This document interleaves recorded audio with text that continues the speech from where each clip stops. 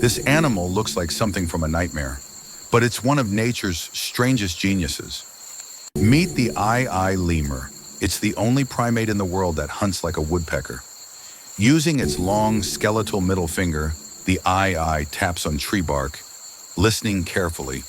When it hears something hollow, it bites through the wood with razor-sharp teeth and pulls insects out from deep inside.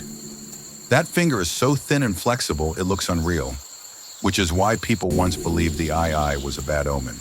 But in reality, this strange lemur is a forest guardian, controlling insect populations and helping keep Madagascar's ecosystems alive. Creepy? Maybe. Incredible? Absolutely. Monkey.